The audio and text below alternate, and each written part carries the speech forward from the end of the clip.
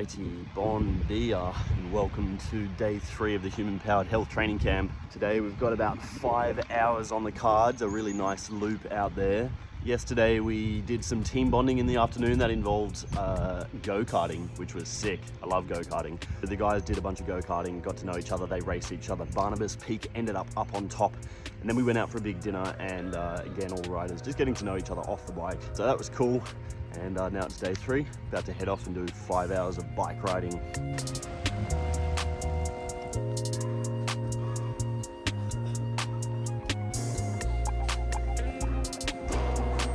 Hello Gage Hecht, how are you? Good, how are you? Very good. I have 2 quick questions for you. What crank length do you run?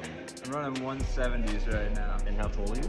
In standard, I'm 5'10". 5'10". And my second question, although that was 2 questions, my third question for you, when you go out riding, do you take mix with you every single ride, or do you take water and then mix only on the hard days? I think I take mix more on the hard days, just because in the past I haven't invested a ton of time and resources into getting materials for that, but for sure at team camp, I'm always doing mix when it's available. Okay, mix every day. Yeah. Nice one. Sweet. Group 1 is rolling. I know, we go.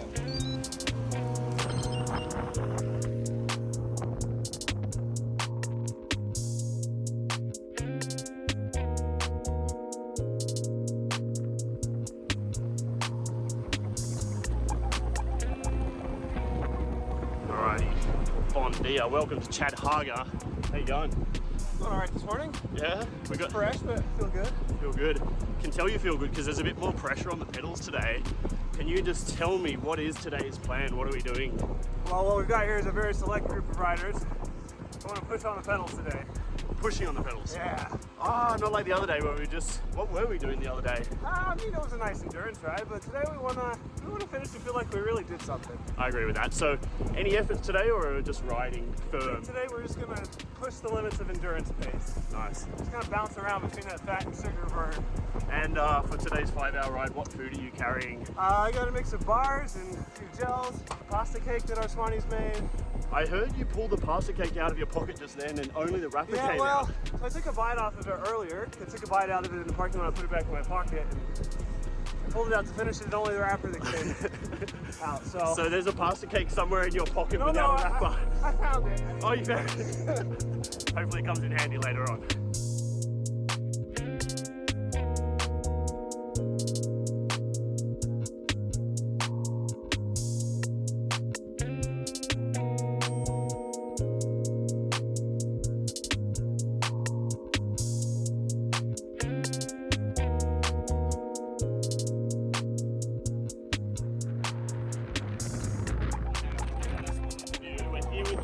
Knox, who is the director sportif. Can you tell us what the guys are doing today? Well, today we have quite a long ride. It's an endurance ride with a few sprints. When the parcours is there, we have a little climb. And then later this afternoon, when the riders are about 140 kilometers into the training ride, we're going to visit our service course in Girona. So everybody sees where our mechanics and Swanees have to work. And have a little coffee there, and then we go back to the hotel. It's another 45. So it's gonna be a nice day, and the weather seems to be just fine, so that's okay. Perfect. Cheers.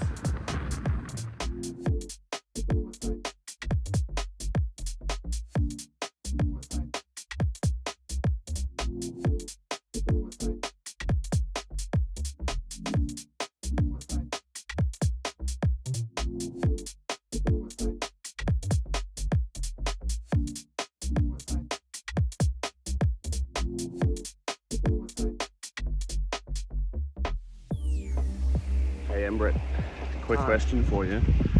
How tall are you and what crank length are you on? I'm 184. I use the standard 172.5. Nothing special there, no, unfortunately. Just 172.5. Yeah. Cheers. Okay, Barnabas Peak, quick question for you. How tall are you and what's your saddle height? This will be surprising because I'm quite tall for my saddle height. I'm 183 and I'm sitting around 73.5, 73.8. depending on stack size of the shoe and saddle. So very short for your height. Yeah, and Very my short reach is saddle quite height long. for your height. Yeah, And then what's your crank length? 175. 175. Yeah, because I have a lot of explosive muscle fiber, like quick power. Yeah. I'm not exactly a sprinter because, yeah, that's just, I tried and I'm not. But I'm quite quick and I love the corners and in short punchy climbs. I switched last year and I just felt better and I decided to stick with it this year as well. Nice.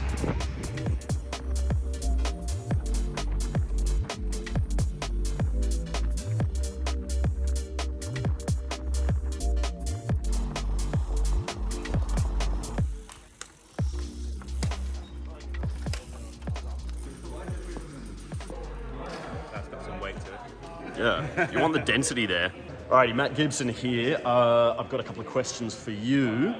First of all, felt. Would you choose the felt AR or the felt FR for training and racing? AR for sure. The aerodynamics is something that's super important for the kind of rider that I am. So the felt AR is the aero bike. Yeah, that's right. FR is the lighter weight climbing bike. Yeah. Yeah, cool. Aero is everything. And then, speaking of aero, tell me, we have some lovely wheels behind us.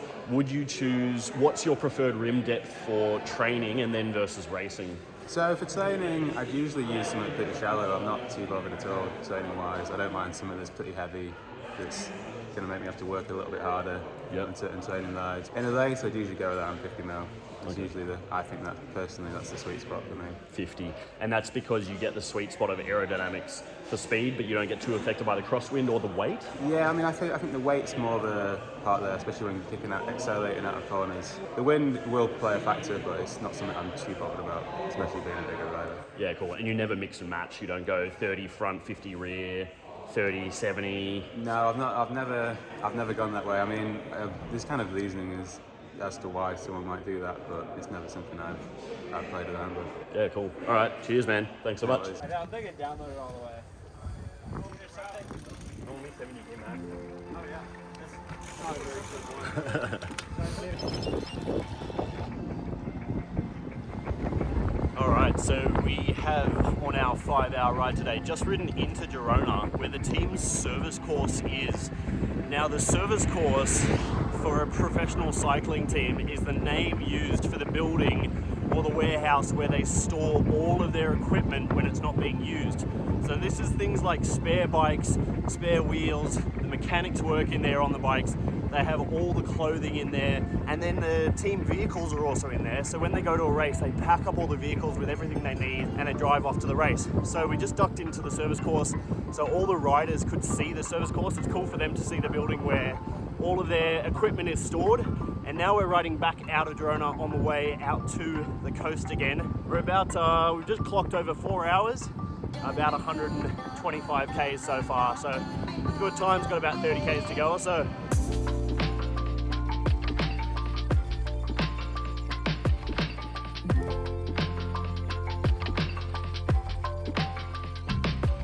Alrighty, so out here on the road, Matt Gibson, tell me, what is your crank length? 170. And what's your body height? Body height, 183. 183. Yeah. Thanks, man.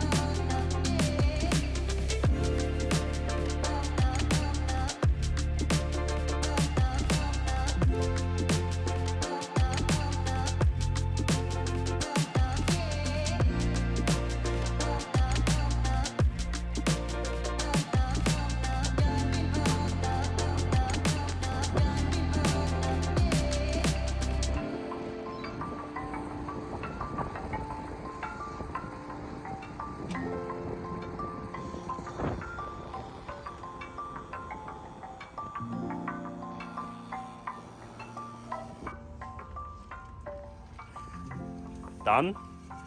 Did you get your 5,000 kJs? 5,013. Nice. That last sprint. Just Sealed it. before I let you go.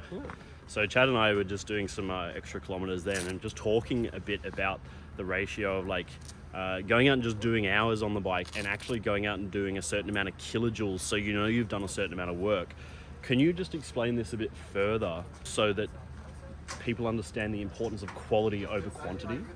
The best phrase I have is junk miles. Like, you can sit on your bike for an extra hour, but if you're just soft pedaling, it's not accomplishing much. But the longer races are a high amount of work, so it's kind of trying to do as much work as possible in a shorter training ride to better replicate some race level fatigue. So you were saying maybe you go out and do like a 3,000 kilojoule day and then start on some VO2s or 20-minute effort? Or... Yeah. So if a race is going to feature like a big 30-minute effort after like 4 hours, you'd say, okay, that'd be after about 3,000 kilojoules or so. Yeah, rather than just doing efforts early on when you're fresh, do a workload like that and then start doing some efforts to replicate racing. Sounds like something I need to start doing.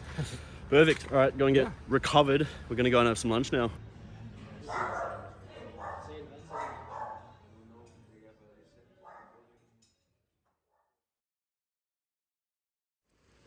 Alrighty, bon dia. Good morning. Welcome to day 4 of the Human Powered Health training camp here on the Costa Brava. It's a bit of a rainy old morning out there, and today I am riding with the pro women. So I'm riding with the Human Powered Health women's team. We've got the entire team. There's a bunch of new riders as well, which is cool. They're welcoming those girls, and yeah, we're going to go and do, I think it's a 4-hour spin today. So I'm just about to go and have some breakfast, and then let's go and do that.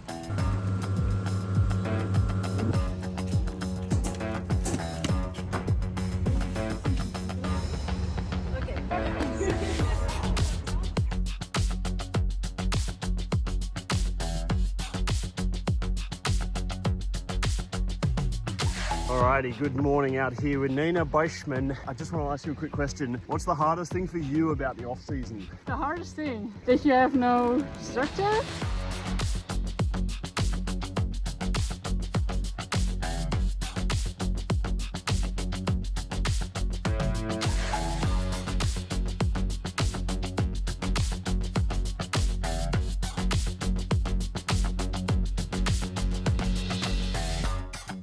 Alrighty, Nina, let's try your surname again.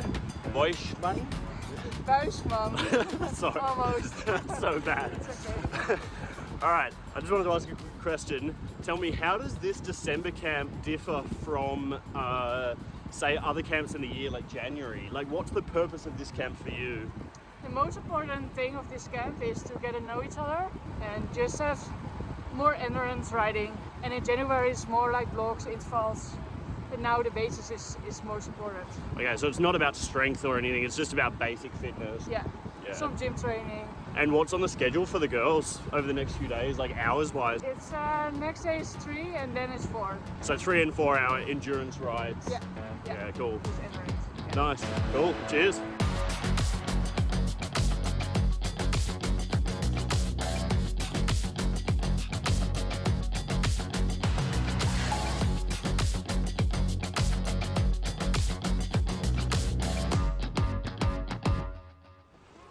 Okay, Alice Barnes, tell me, do you have any injury prevention techniques that you can tell people about?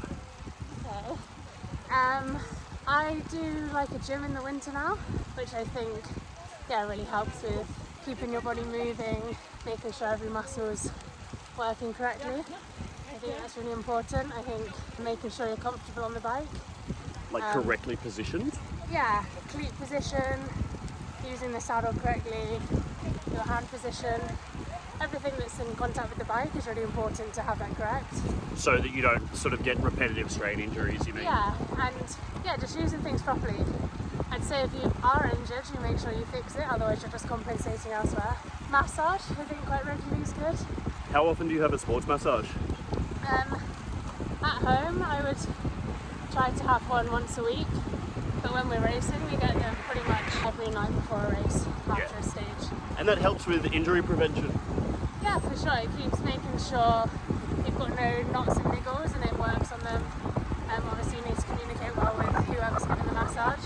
If you've had injuries in the past, what gets tight, that kind of thing, so to keep the same swanning throughout the year is really important as well. Yeah, cool. Awesome, thank you so much.